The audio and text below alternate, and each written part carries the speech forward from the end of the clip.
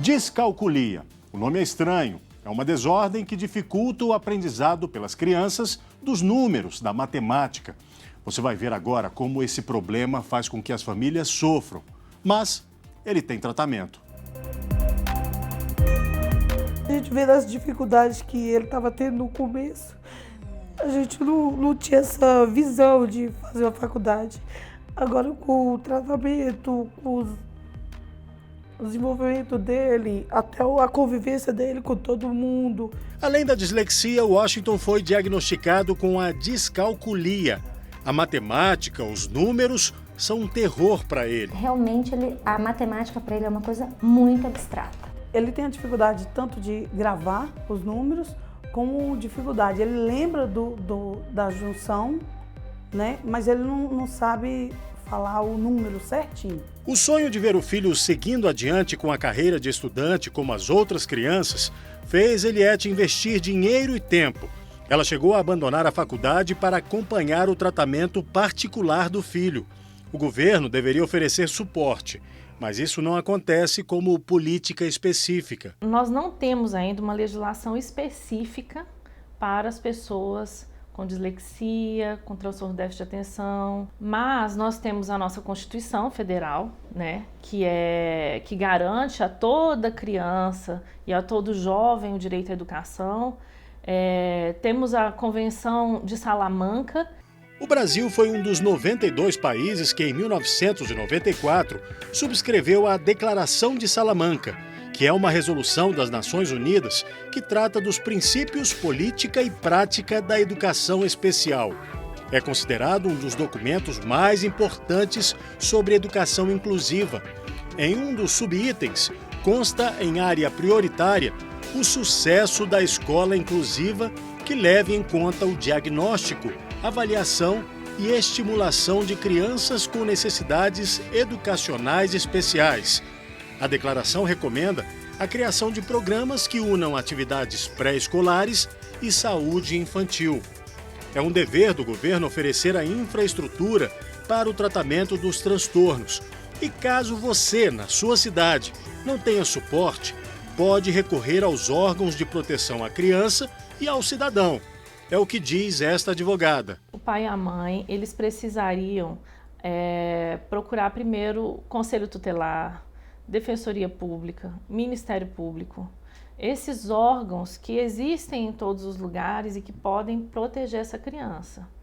São essas pessoas que vão poder interferir nesse processo e assegurar esse direito. A fonoaudióloga explica como se dá a descalculia na prática. A professora vai falar, fulaninho, vai lá e pega 2 bolinhas para tia. Ela não vai conseguir saber quantificar essas duas, ela vai começar a não conseguir memorizar essa questão numérica. E as tarefinhas de casa, ela vai ter dificuldade. A questão da coordenação motora. E aí eu quis entender como o problema alcança o Washington e lancei o que para ele é um desafio. Você sabe quanto é 2 vezes 4?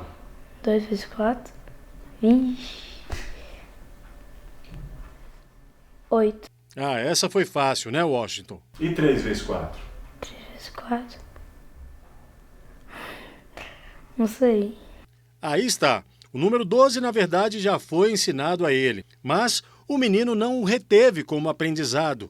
Então, a criança não consegue ter a compreensão da relação de números com quantidade, ela não consegue fazer a relação das operações matemáticas, ela não consegue, muitas vezes, os símbolos matemáticos, ela não consegue abstrair esses símbolos e ela os confunde. O tratamento é muito parecido com o que é dado a quem tem dislexia. Mas no momento avançado da terapia, esse trabalho é conduzido mais em direção aos números. Mas o tratamento de Washington vem dando certo. Porque ele ficou com mais atenção nas coisas, né? Por causa também dos tratamentos, né? Já ajudou bastante.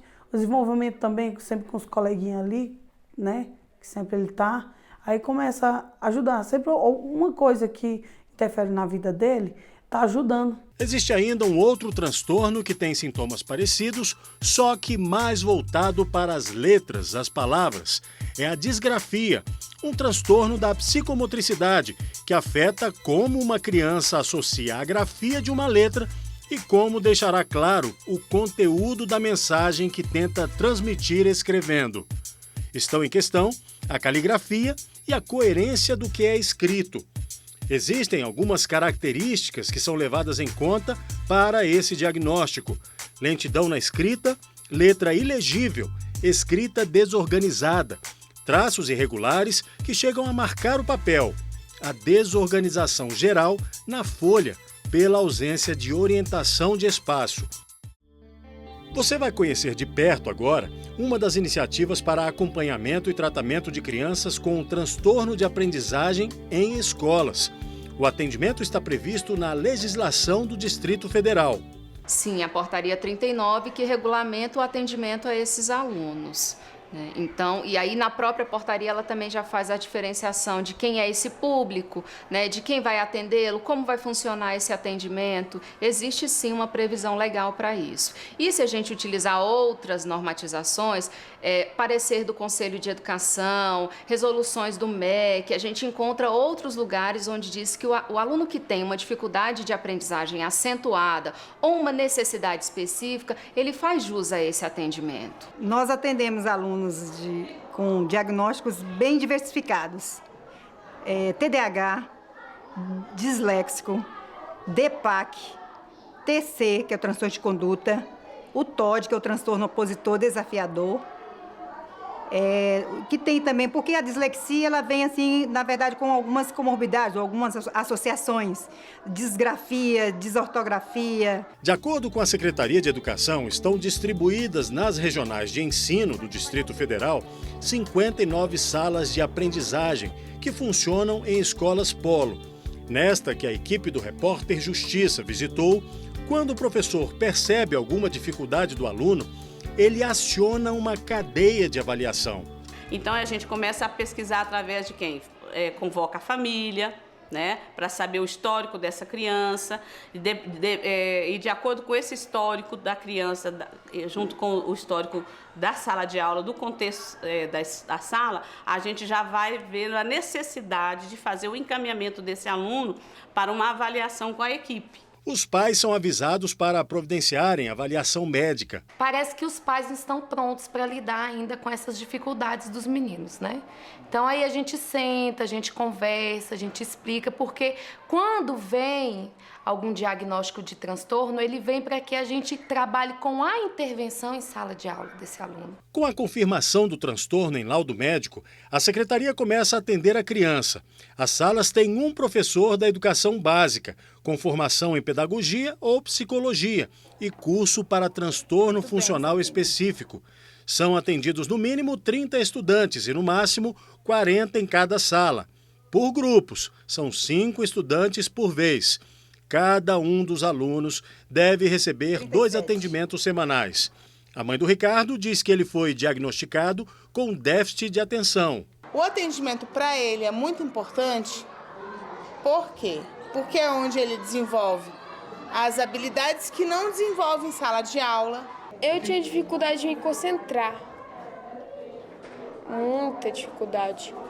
Que de 1 ano aos 5 anos eu achava que eu não sabia me concentrar. Daniela diz que o filho não pode ficar sem o tratamento. Quando ele fica sem vir para a sala de recursos, como ele ficou um tempo sem querer vir, ele deu problema em sala de aula. As crianças ficam com a gente, Alexandre, 1 ano e 2 meses. Eles ficam com a gente 2 semestres. E a gente consegue perceber, sim, que a criança começou a se desenvolver neste período, entendeu? Às vezes com 6 meses, você já consegue perceber uma evolução na criança. Com o tratamento, os sintomas dos transtornos de aprendizagem podem ser reduzidos e crianças e adultos podem sim levar uma vida normal. Eu costumo dizer que os transtornos de aprendizagem, seja ele qual for, eles não são impeditivos. Então não existe essa coisa de dizer assim, meu filho tem descalculia, meu filho tem dislexia, ele nunca vai poder ser um médico, ele nunca vai poder ser um advogado. Não, ele vai poder ser o que ele quiser, dependendo da estimulação que ele tem, que os pais ofereçam, dos tratamentos e da vontade, porque o querer conta muito.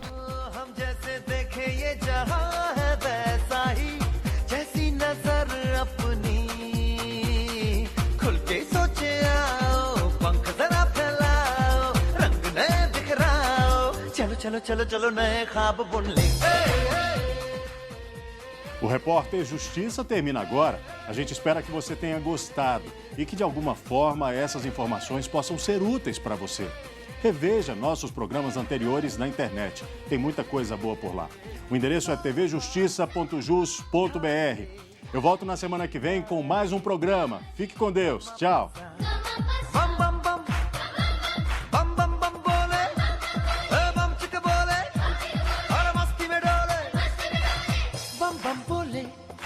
मस्ती में डोले बम बम बोले मस्ती में तू डोल रे बम बम बोले मस्ती में डोले बम बम बोले मस्ती में तू डोल रे